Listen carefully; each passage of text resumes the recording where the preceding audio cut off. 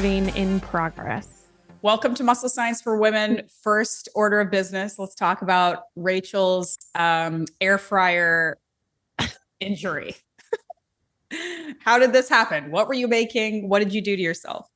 Well, it was on a new air fryer that I was using at the Airbnb that I stayed in last weekend, and it was one that I hadn't used it for. So I, of course, ended up burning myself, which is just what happens when I use a new. That's bad. Was it like too big and you just kind of didn't see? No, I was doing something and I just like touched my arm against the hot air fryer basket. You were too busy partying at your pool party, which I guess we should debrief because we were talking offline and I'm like, start recording because people want to know that Rachel parties and how she feels afterwards. So you just came back from multiple days of a fun trip, friend trip, party, pool party, extravaganza, sending me lots of fun videos and pictures that which will not be put in the public. They will not be put in the public eye. I feel very privileged to have seen them. I was definitely, as much as I'm like a tired old lady now, definitely feeling some FOMO. So I'm like, I need to, when I get to San Diego, you got to recreate some of these events for me. But anyway, you had a great time. It looked like super fun, but you were definitely like living a lifestyle that you don't normally live. So you were saying like, you're recovering a little bit right now. Yeah, for sure. And I mean, I didn't even like, I don't drink that much. I really haven't drank much at all this year and kind of like putting that behind me because I just feel like crap every time I drink alcohol. Yeah. So I did drink a little bit, like very slightly over the weekend. But it was more so just like like my schedule was just completely off. So we were, out till like up till 2 a.m. for 3 days straight. And I was just like, oh my gosh.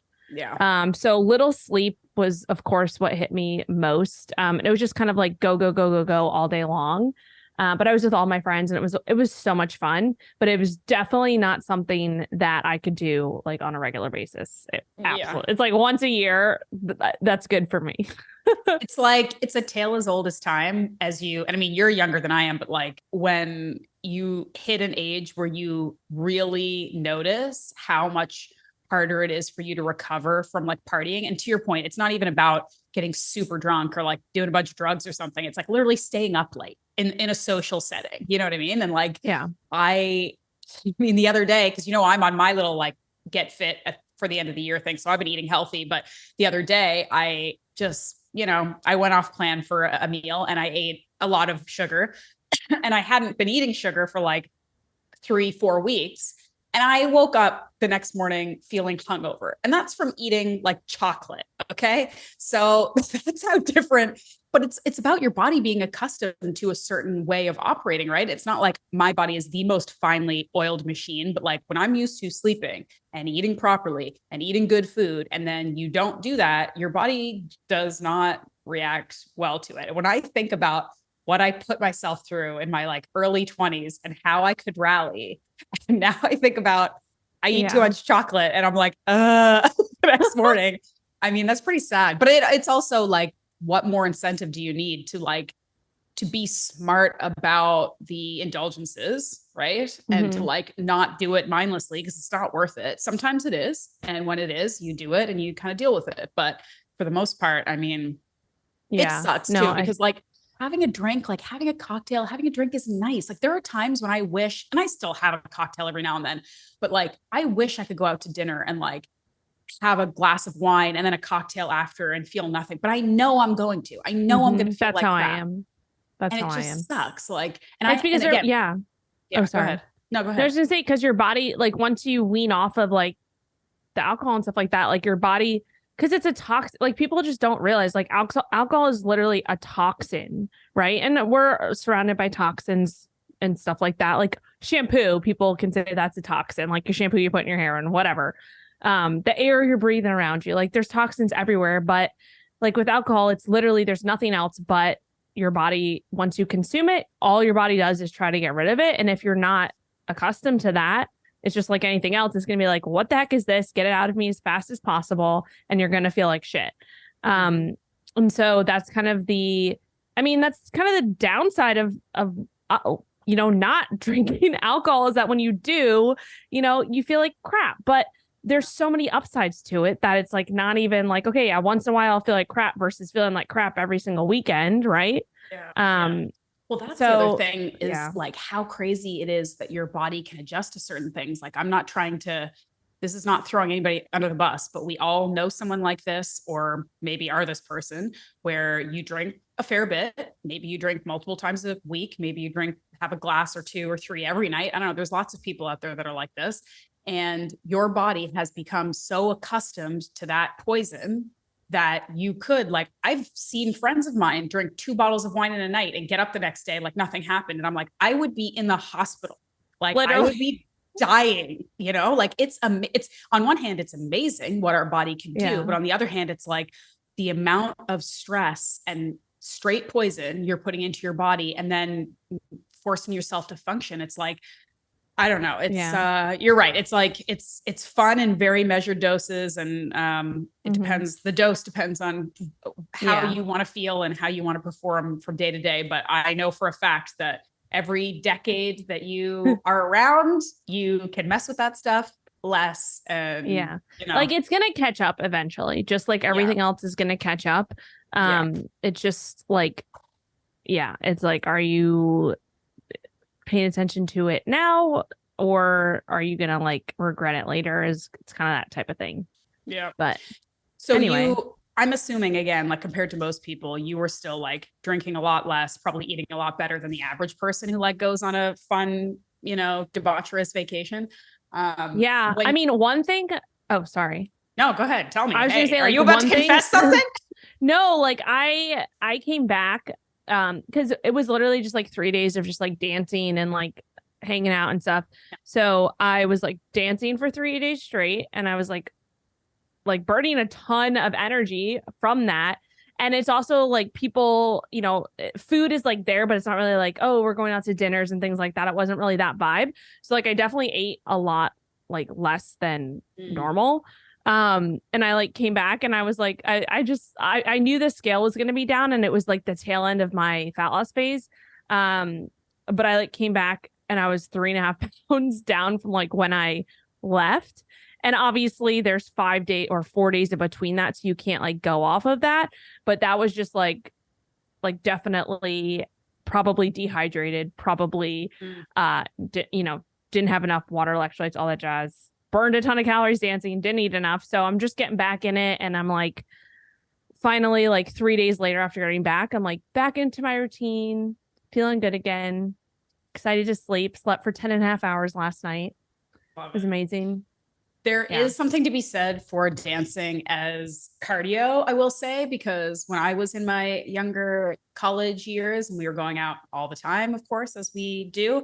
And I was usually like the designated driver just because I never really liked to drink that much. And I don't know, I just preferred to be the sober one. And so I'd be dancing 5 hours a night and not drinking to compensate. And I'm like, I feel like that probably saved me from a lot of college weight gain because it's really good exercise. I mean, if you're dancing straight for hours straight, I'm like, why do we stop doing that? And then I realized, oh, I have a kid and I'm exhausted. But anyway, still open to it. Still open to it. Okay. So you're done your little mini cut because you were just doing that so you could look super extra spicy in a bikini. Now that you're back, are you like going back into just like maintenance or what are you doing for now for a little bit? Yeah, I'm just jumping back to maintenance. As I mentioned on the miniature cut was about 6 weeks long and it actually was super successful, like for what I wanted it to be. I didn't really, again, the scale was just like one metric I used. Measurements were dropping. The scale was, I don't know, it dropped in the beginning and then it kind of held steady for like the whole rest of the time until like the last week and then it dropped again. And that's again why like this shorter time frame, it's hard to use the scale because it's, especially for me, it's not going to just continue to drop every single week. And that's for most fat loss phases. Like you'll have weeks where you're kind of like stalling out and then like you'll see kind of like a whoosh effect is what they call it. And not, it doesn't happen for everyone, but for a good amount of people, especially my clients, I've seen that happen. So that's kind of what happened for me. And then again, it's kind of hard to tell because when I did come back the other day for my trip, I didn't weigh in for obviously 5 days and I don't have that data. Plus coming off of a weekend where there was tons of energy expenditure and things like that. Kind of taking that super low weigh in with a grain of salt.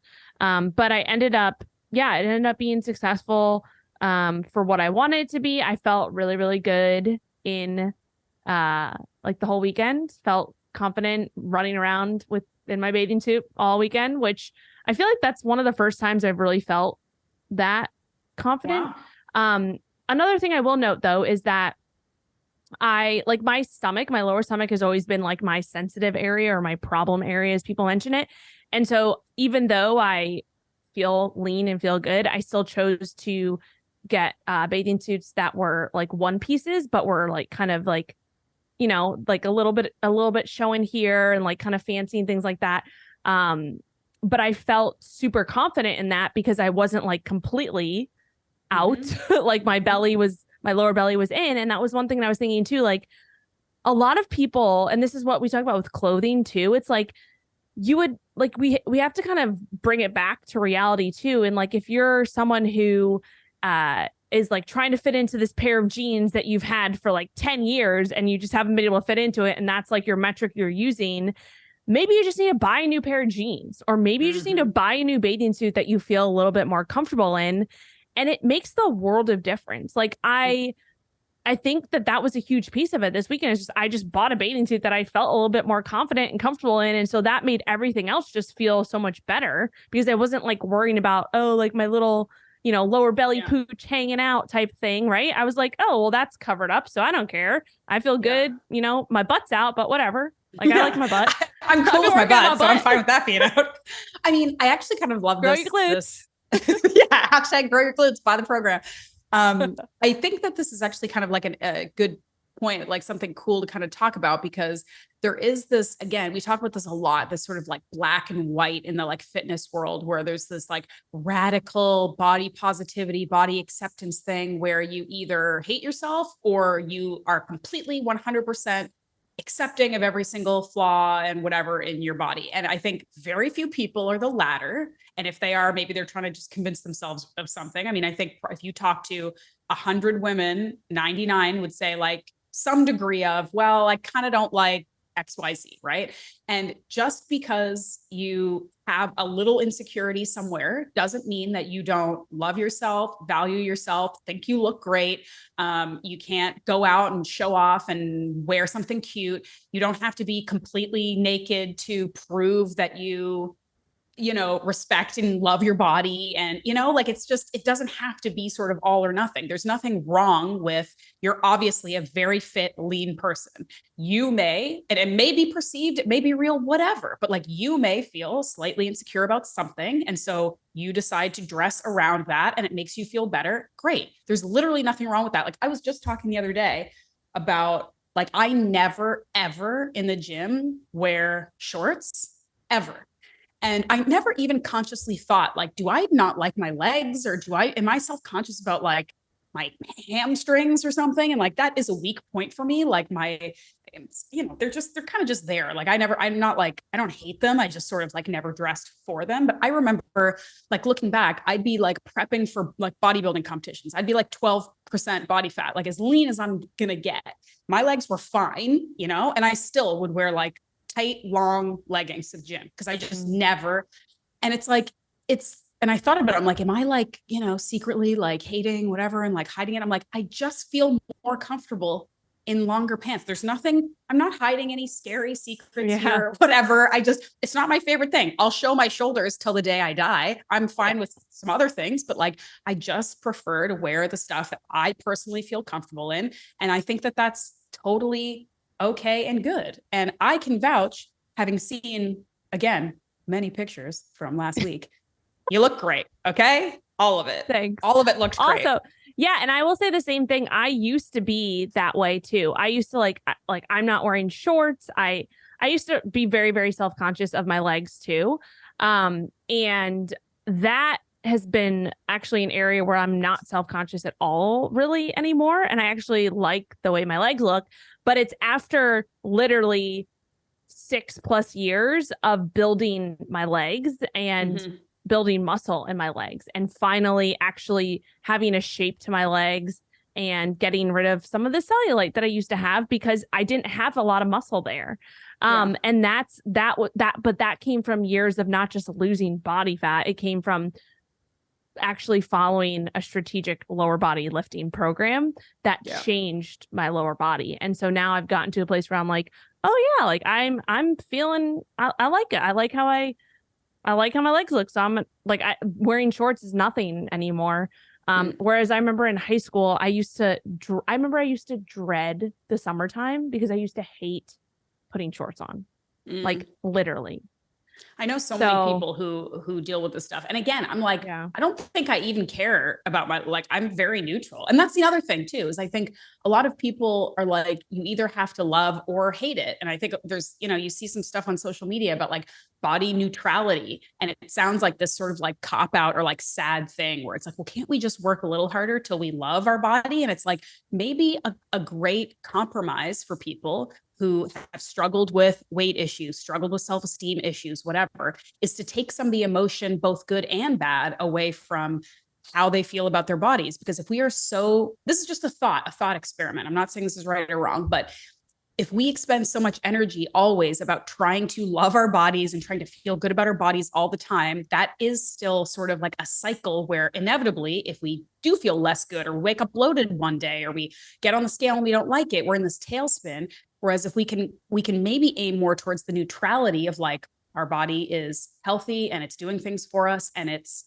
here and it's, part of who we are, but not everything, whatever, instead of like always, I love myself at this weight and then I gained 10 pounds. Now I hate myself. Like, let's, the neutrality aspect, I think there's something to be said for it, because I do think I've talked about this a ton. And I think you and I have in our podcasting and in our coaching, taking some of the emotion away from the process and putting more value in like the data, the science, the information, the consistency, the work. There will always be emotion because it's our body and it's how we see ourselves and it's how other people see us. And can be a very personal, emotional, intimate thing. But if we can like work towards more of that, just like our body is our body. It's not who we are. It's part of who we are. And we're working on things and we're being consistent and we're working hard. And some things we like more than others. And it's not the end of the world. And we move on every day regardless, I see the value in the sort of neutrality aspect and how we look at ourselves sometimes. Yeah. No, I agree 100%. All right. Well, this it went in a completely different direction than we expected, but it was cool.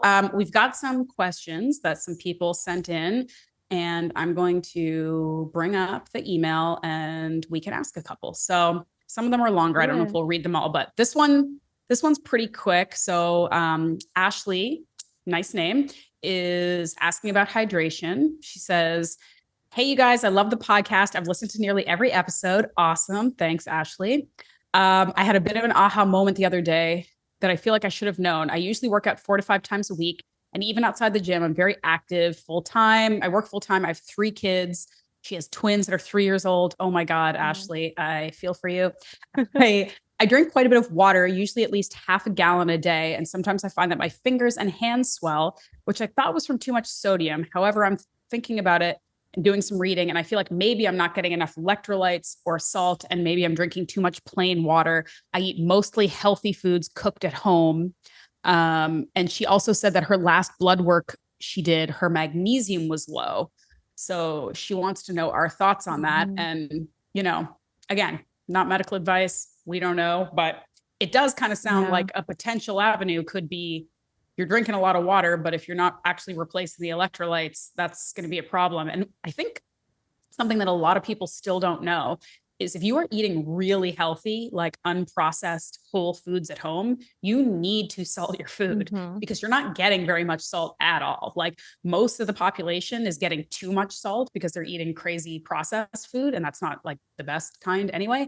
But if you're eating like a really, really, one of the biggest issues with people going keto, if you're going from like a standard American diet to like going into ketosis and doing like a super hardcore keto diet, is this electrolyte imbalance that happens when you cut all your carbs and stuff. And that's why people get this keto flu thing that everyone dreads, where you're getting headaches, and that's part of it anyway. But replacing electrolytes is arguably more important than drinking water. I mean, they go hand in hand, but if you're eating whole foods, you're getting plenty of water, right? Because fruits and vegetables and meat are mostly water. So I would say that's probably a pretty likely culprit. I mean, you can't take our word for it 100%, but what do you think?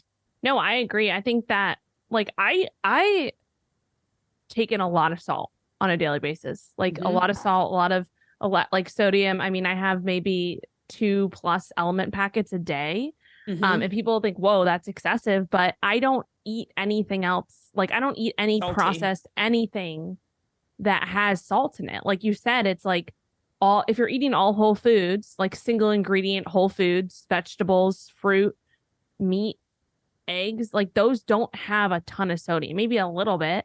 But yeah, like you need to replenish that. And a lot of people don't realize too, like you said, hydration is not just water. Hydration is not just replenishing your water. Hydration is a combination of water and electrolytes, because if you don't have that balance, you're going to have issues with dehydration. You're going to have issues with electrolyte imbalance in general. And I think that is something that, you know, we can't give you an exact, like, oh, this is the exact amount of salt you need or exact amount of magnesium, potassium, or electrolytes, whatever. It's going to be more of like a test and assess type thing for yourself.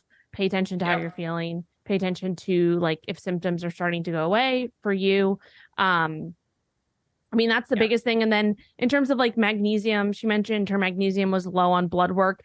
That's where I would also take that with like a grain of salt, because typically you can't really tell from blood work your actual magnesium levels. If you want to, like, if you're super, super concerned and if you've been doing all the things and you still haven't seen improvements and you really want to have like an idea of like what your levels are at, that's going to be more of a hair tissue mineral analysis to actually see what your electrolyte levels are, like magnesium, potassium, things like that.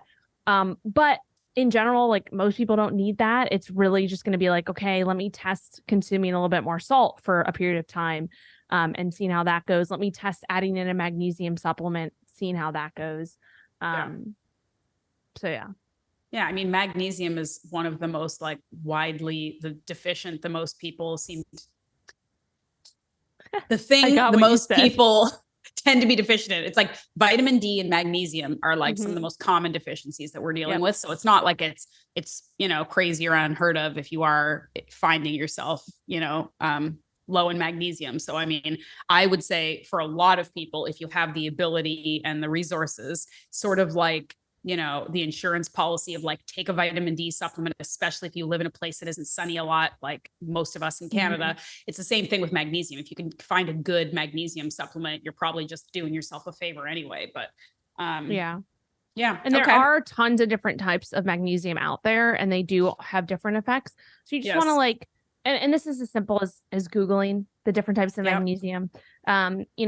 Magnesium glycinate and bisglycinate, same thing. Those are going to be typically the ones that, like, I take that at night, to help with relaxation, to help with replenishment, muscle relaxation, things like that. And then, like, for example, magnesium citrate, that's going to be one that's more like a laxative. So you want to be careful that you're not just getting any type of magnesium supplement. You want to know like what type of magnesium it is, just to be on the safe side there. So just a simple Google search. I mean, that'll tell you. All right. Thanks, Ashleigh. I've got a kind of big case study from another person about they're wondering about calorie intake. Do you want me to read this one? You want to read it? There's only a couple, and they're all kind of like email, so anyway, I'll read it and then we can read it or summarize it. I'll do my best to summarize it. It's a very big paragraph, so I'm going to do my best. I don't have it pulled up on my end. No, it's okay. It's okay. Just listen and answer. This is also by Ashleigh, so I guess it's the answering the Ashleighs today. There's a lot of Ashleighs asking us questions. I appreciate you, community of Ashleighs. None of them spell it like me, which is unfortunate, but you guys are cool. Yours anyway. Special. I'm special. Okay. Ashleigh asks, she's saying, I was listening to your episode about plateaus. I'm kind of stuck on what path I should take since my weight has not budged in about 6 to 8 months. I started dieting last year, lost 20 plus pounds on phentermine, which I looked up and is a medicine that assists with weight loss because it basically lowers your appetite. I think that's something that's increasingly common these days. She also worked out. She walked every day. She lost 25 pounds in 6 months. She stopped taking the medication and ate more normal, whatever that means, because it was around the holidays. I gained some weight back, but I was still working out and eating decently. I was able to keep off the majority of the weight I lost. I wasn't tracking, so it was hard to say what calorie amount I was eating. So, okay, we can say a lot about that. Then I took a diet break from January to May. I didn't gain a bunch of extra weight, but I did want to lose more. So I started a weightlifting program 4 days a week, kept walking a couple miles a day. It's been 4 months and not much has changed on the scale. So she basically feels like she's the same, except she has sore muscles now. So this makes me think I'm in a maintenance period now.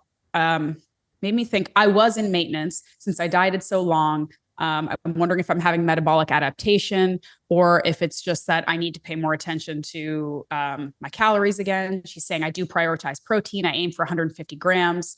Okay. And then she's basically saying I still weigh my foods and meal prep during the week, but I kind of do what I want on the weekends. My husband made the comment that I'm way too active to not see changes in my body composition. And she says she agrees. And she's saying she's 5'7", 178 pounds. The DEXA said she was 38% body fat. So she's saying, I want to lose muscle and put on fat at this, or I want to lose fat and put on muscle at the same time. Classic. I can direct you to a couple podcast episodes about that. But she wants to lose the fat first if that's the priority. So she's saying, do I continue to eat in a deficit? Should I track my weekends more closely? Do I up my activity level? What do I do? So that was kind of she said 5'7", 138 pounds. 5'7". No. She said 5'7", 178. And the DEXA said she was 38 pounds, 38% body fat. Okay. So it basically sounds like she took this medication, she lost a bunch of weight, she started getting some good eating habits and exercise. She stopped the medication, she stopped kind of paying attention to the eating and sort of tried to kind of live a moderate maintenance thing. And then wanted to continue the fat loss, but now she's feeling like she's working hard and sort of nothing's really happening. So, yeah. So it sounds like she's, based off of the data that we've gotten, it sounds like she's probably been at maintenance she's physiologically probably been at maintenance for a while. Psychologically, she's probably felt as if she's been in and out of a deficit for a bit.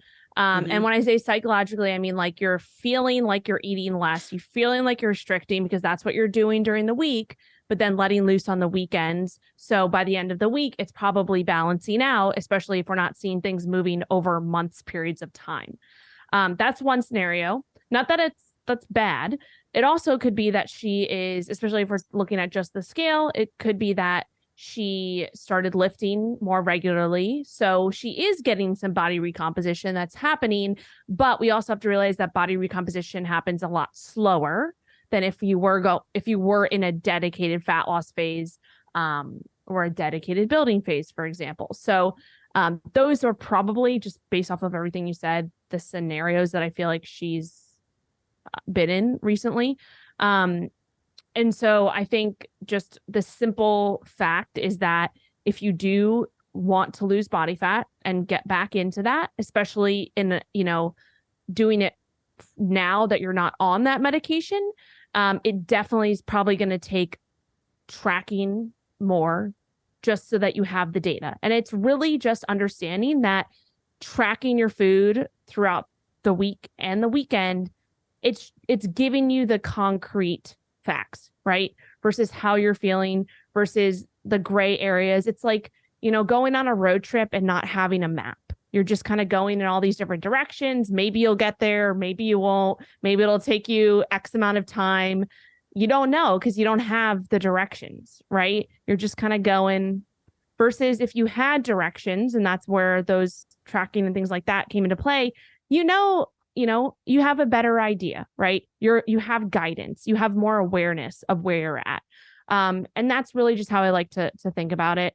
So yeah, that's my take on it. What about you?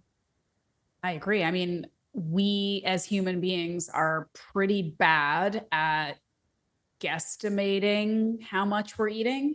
We're really bad because, and I mean, I get why, like it's really hard. Even when you're tracking, it's really hard to like know exactly. That's why tracking is important more for consistency than like 100% accuracy necessarily. But you know, what people don't get about the whole like 80-20 rule, or the like eat well on the weekends and then bad on the week, or eat well during the week and bad on the weekends, is like, you can just undo everything so easily. Like, it's, especially if you're trying to lose fat and you have to pay attention to overall energy intake. And especially if you're a woman, a smaller person, you're not like a big, giant, muscle bound linebacker or something who's just burning through calories.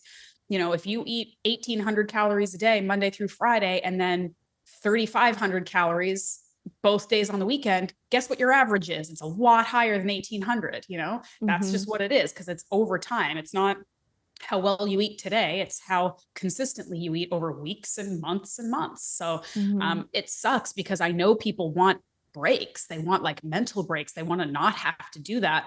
And I feel for people, and I have clients that I feel I get where they're coming from, because it's like, for a lot of people, it is, for every person who finds tracking really comforting and a method of like sort of control and understanding, there are people who are like, I just don't want to do this every day for months. But the reality is, it is one of the most effective and easiest like personal ways that you can really be aware and pay attention to what you're putting into your body, you know? So and that's also why you shouldn't be trying to diet for the whole year straight. You have to take a phasic approach, and phasic meaning you have to plan out your year. You have to have a periodization plan. And this is what, you know, any person, I just had another person come into the Flex Fam, like, this is the first thing we do. It's like, you learn what the different phases are, you learn the periodization, you plan out your next year, 2 years, and you reverse engineer it. And you are not in a fat loss phase. You are not dieting for the majority of that year. You are learning how to diet for a period of time, that's where we're tracking heavily, and we're paying attention to that. We're getting really uncomfortable, because it's uncomfortable. And then you go into maintenance, and you learn how to now function at maintenance after you've accomplished some of that body fat loss. And at maintenance is the time where you don't necessarily have to be tracking all the time. You get to a place where you can just continue the habits that you built and like go about your life, but it's not a time to just like go crazy, of course, because then you're just going to end up where you were. But you have to kind of know, like, okay, what phase am I in? What stage am I in? And like, that's the reality. Especially, she mentioned, like, my husband said I should be like more, what did he say? Like a body composition change based on all the activity. Yeah. And so that's the thing too. Like, if you're doing a ton of activity and you're still not, like, you're not tracking your food, you're not necessarily, you know, paying attention too much to that, your body is going to inadvertently want you to eat more. If you're burning more calories, you're using up more energy, it's going to say, hey, give me more energy. And so you're going to be consuming more energy, even if you don't necessarily think you are. It's going to find a way to do it. It's going to find a way. And that might be restriction Monday through Friday. And then on the weekend, it catches up to you. And it absolutely can. It's super easy to consume 4,000 calories on one day. Plus, take it from us. Really wanted to. This is something I was thinking last weekend. Like, I was actually, I never eat like trail mix or anything anymore, like nuts and seeds, because not that they're bad for you, but like, I can't moderate that, because it's like, I get this tiny little thing in my hand that's like 200 calories. That does not satisfy me. So I don't have, like, I have nut butter, but I use it very strategically, and I have to measure it out, and I use it very little. And I've gotten used to that. I put it like on my squash and I measure it out. But like trail mix and things like that, having that in the pantry or something, I cannot do that, because I had that this weekend, and that was actually what I was snacking on. I'm pretty sure that kept me above water, so to speak, in calories. It's like I was snacking on a bunch of trail mix. First of all, it's just pure fat, like maybe a tiny bit of protein and a tiny bit of carbs, but that adds up so fast. Like, you could have just literally a handful of trail mix and eat 500 calories in less than a minute if you really wanted to, and not even realize it. It's crazy. This is a really timely, weird full circle moment, because let me tell you, beginning of our conversation, when I was like, you know how I'm supposed to be dieting, but then I like went off the rails the other day, guess what it was? It was effing peanut butter cup trail mix. And let me explain to you how that came into my house. Okay. I went grocery shopping with my family and we were getting some healthy groceries. No big deal. We get home, and yes, this is our fault, but still, I get home and there is a giant thing of peanut butter lovers trail mix in our bag. Oh my God. Peanut butter cups, peanut butter chips, all this stuff. And I was like, so first of all, my husband is allergic to peanut butter. So I'm like, what's going on here? Like, I thought like maybe he bought it by accident because we have friends coming over and he wanted some like normal people, weird food, like delicious food in the house. Cause we don't ever have normal people food in the house. And he was like, I thought you put that in there. I didn't put that in there. Magnus was just wandering around the grocery store, just putting stuff in our cart. We found figs that we also didn't buy. There was another thing that he put in there, but like this was us like just quickly going through the like checkout, like not paying attention to what was in the cart. Like this was obviously our fault, but I'm like, somehow we just came home with like a pound of peanut butter cup trail mix. And so I'm like, oh God, I'm going to do this. I'm going to do this. And I opened it and I ate a ton of it. And then I threw the rest out, which again, so anybody listening, health coach here, person who knows better, person who is actively working to like eat strictly and pay attention to what they're eating. Some peanut butter cups came into my house and I just went ape shit on them. Okay. So this is, don't feel bad about yourself. Right. And so at least I managed to like, I do feel a little bit guilty about it. Again, not because eating peanut butter cups is bad, not because I think I got fat from eating them yesterday, but because I know better and I could have not opened it. I could have, but I didn't, and I'm just like, why did I do that? I have this goal. Why did I do that? I can eat peanut butter cups anytime I want. And I still did it because the pull is so strong, So anyway, I threw the rest out at least, but I definitely like went way the hell over my calories yesterday. And then I felt kind of crappy. I physically felt crappy, not even like emotionally or mentally. So trail mix is the root of all evil. It's so bad. No, it's the sweet and salty, crunchy all in one. And you're just like, so good. I did. So that's the thing. I bought a whole bag from Trader Joe's of it was like it wasn't peanut butter cup, but it was like toffee, white chocolate. Yeah. Like peanuts, whatever, the whole thing. I don't even remember what it's called to bring for snacks for other people. And I wasn't even planning to eat it. And then it was there and I was like, oh, well, I never eat this and it's really freaking good. So I'm just going to eat it. But yeah, so it's thrown out of like, not thrown out. It was pretty much all consumed, not by me, by well, so probably half by me. But anyway, moral of the story, if you're eating a ton of nuts and trail mix and you're trying to lose body fat and it's not going and you're wondering why, if you're not measuring that out, it's just like the nut butters. Like you measure out a tablespoon of peanut butter and go cry in the corner because you're going to realize that you have not been consuming a tablespoon of peanut butter. 100%. Yeah. You see those things on social media that are like, this is what an actual serving of nut butter is. This is what an actual serving of wine is. Yeah. Like people have wine glasses that are like 4 servings of wine in a wine glass. Yeah. Like serving sizes are depressing AF. Okay. It's very sad. That's like, a really interesting full circle. Sorry. No, I'm just, it's funny really how these things come back. And anyway, I was just going to say like, I don't think I could ever make a peanut butter and jelly sandwich ever again in my life because the amount of peanut butter that you would have to like use for like 2 tablespoons, like a serving, like it wouldn't even cover the bread.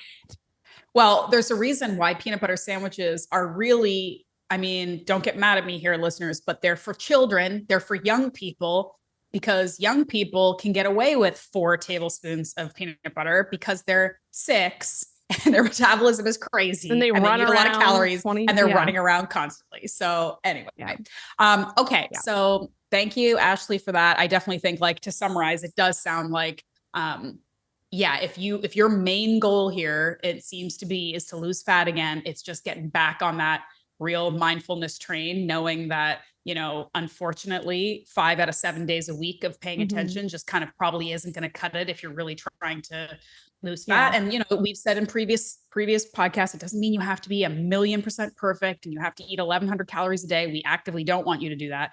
It just means that like you need to pay attention and be mindful and be consistent. Yeah. And have a timeline. and hire a coach if you need help. Like if you've been doing this, spinning your wheels for the last 5-6 months and you haven't seen any progress, it's probably because you don't have enough accountability. You don't have a strategy. You don't have a plan. And like, that's what we do. That's why we have our own coaches. Like going about this alone makes it, I promise you, 1,000 times harder. And you could get to your goal so much faster if you just had a little bit of guidance, a little bit of accountability. Like it goes so far. So well plugged, but I mean, it's the truth. Yep. Just another quick, because I do like kind of shouting out the people who actually take the time to send us messages and stuff. This person with a very interesting name, her name is Tesla.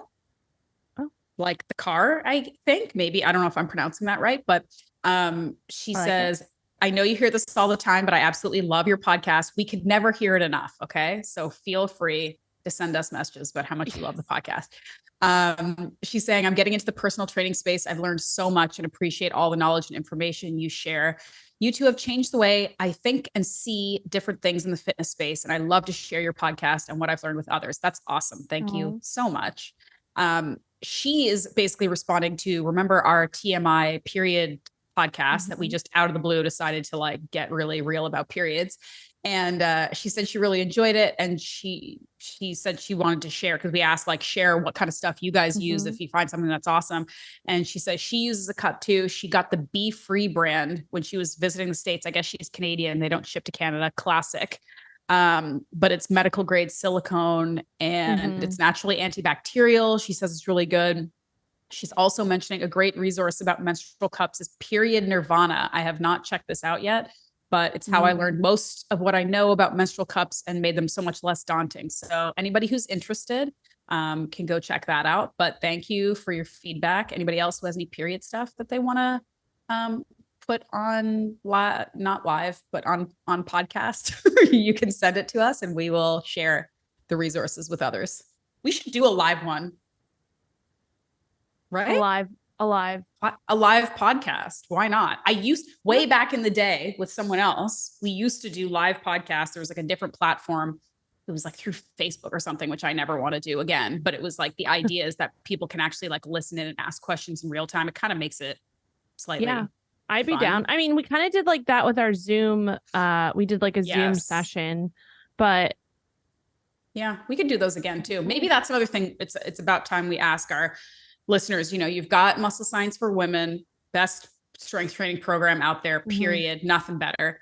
You've got Grow Your Glutes in case that's something you want to work on. But we're open to more feedback. We were doing these like sort of webinars. We're looking at doing more kind of smaller, specific body part specific training programs. If there's something that you would like the Muscle Science for Women to work on for you, provide a resource for you, let us know. You can email us at musclescience4women, that's the number 4, @gmail.com, just with feedback, thoughts, suggestions, things that you're thinking of, things that you think could help more women in the fitness and wellness space. We're always open to hearing about it. Speaking, I know you're about to be like, can we go? But speaking of Grow Your Glutes, Ash is like, I gotta go, like, bye. No, I'm just kidding. Speaking of Grow Your Glutes, you decided you do want to show everyone the pictures from the week? No, I have a question that I forgot that I got an email about from someone who just purchased our Grow Your Glutes program. And so I now am going to read you a question, and this will be our last one. Okay. And you let me know what you think. So this is from, I think it's pronounced Lala, which I love that name. Very cute. So she emailed me. She said, "Hi, Rachel. I purchased your and Ashleigh's Grow Your Glutes program just a few days ago. I'm pretty experienced in strength and resistance training and still felt your program kicked my butt, which is amazing." Nice. She said, "My favorite / hated one was the Tabata 8 rounds glute finisher. That one sucks in a good way." She goes, "My butt is literally on fire. So thank you for that." She said, "I have a question, which you guys are welcome to air on your podcast or answer here or airing on a podcast. I have a lateral pelvic tilt. It's more visible on the x-ray than to a naked eye, but because I have been lifting heavy, I started noticing preference I'm giving to one side over the other. This is why I went to a chiropractor and had x-rays taken, and they confirmed this. She said, by the way, for context, I have 2 kids. I am 5'1" and 111 pounds. So my doctor believes that pregnancy may have caused the tilt because I'm petite. My strength training journey started about 3 years ago. I used to be skin and bones naturally, and I wanted to get stronger, be stronger, and look stronger. So I fight for every pound I gain and retain because I'm such a hard gainer. And then this is lastly, she said, my question is, who can help me design certain exercises that help me improve the pelvic tilt while my chiropractor is adjusting me? I definitely don't want to go to my general practitioner because honestly, doctors don't even understand these things these days. They look at my markers and say, you're healthy, next.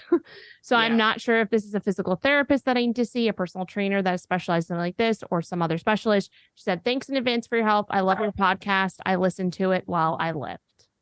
Love it.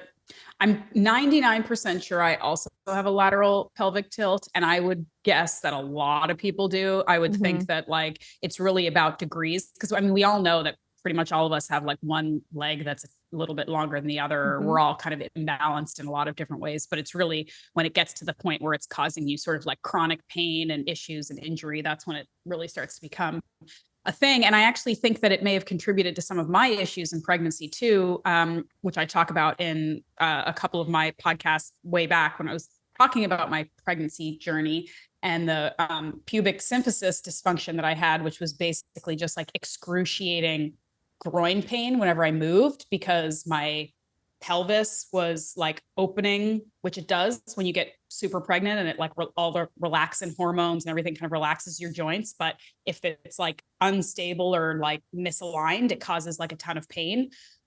So I'm wondering if she had some of these issues during her pregnancies as well. And being small and having to like walk around with a giant watermelon doesn't help.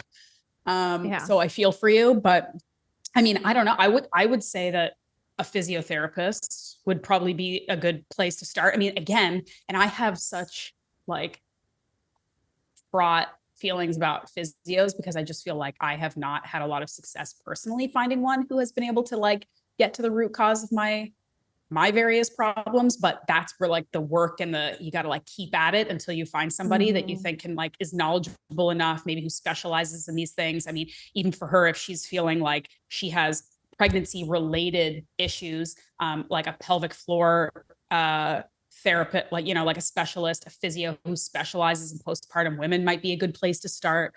But chances are, I mean, she probably had it before pregnancy and maybe just the pregnancies made it worse or made it kind of manifest in different ways. So yeah, I mean, I would say physio, right?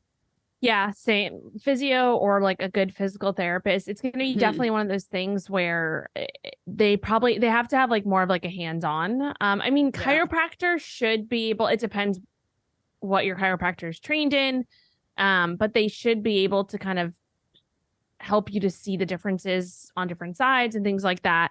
And then just from like a standpoint of exercises, I personally would say, like trying to work in more unilateral stuff just so that you can start to feel the differences in the sides, right? You'll start to be able to see and feel the differences in like what side's a little bit weaker than the other. And maybe that can contribute. Like if you have one side that's like stronger than the other side, that can cause some things to shift a little bit. So doing some unilateral stuff to try to see the differences and like actually take note of that and see how that's improving.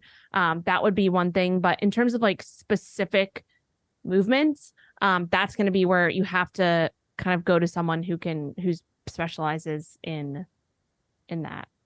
Yep. Honestly. Yep. Let us know if you find somebody and if they're good and it is fixed, because I am still over here struggling. I've like, you know, my shoulder issue. I saw a physio, like, I know I didn't see them like a lot of times, but I'm just like, I'm trying all these things that everyone is like, I immediately noticed relief. And I'm like, nope. The only thing that I have found relief in my shoulder impingement, like this issue that I'm having, is spending like a solid 5 to 7 minutes, like intensely lacrosse ball, like, you know, working the probably major adhesions and knots and messed up issues in my shoulder that are probably just from like poor movement mechanics on this side. And I'm like, okay, but how do I fix the mechanics then? Like, I've just been like trying to put my shoulder's always going like this. If you're watching on YouTube, you can see my beautiful shoulder doing this, but like I'm always going, I'm always pushing it forward. So I'm literally all day, every day going like, retracting my shoulder because I just know I'm constantly like hunched up. Like I know so many people are. But I do feel like the unilateral stuff, which I've been focusing on a lot more ever since we really, maybe a little bit before, but since we released the Grow Your Glutes, and I've been like following that program a lot more intensely and doing just a lot of unilateral stuff, I have noticed a improvement in my imbalances. So, and I mean, that's good for everybody. I don't see why anybody wouldn't incorporate that. It's going to make you stronger. Like, it's just and just, hard. And slowing down a little bit too, and really paying attention to like, not obviously increasing the weights and things like that is important over time, but maybe you take a step back and you just really make sure that you're feeling your muscles working a bit more and like spending some time there, especially on the unilateral work. And then like, for me, I suffered with a lot of low back stuff for a while, and I've been, knock on wood, really, really good for the past, like, I can't even remember how many months.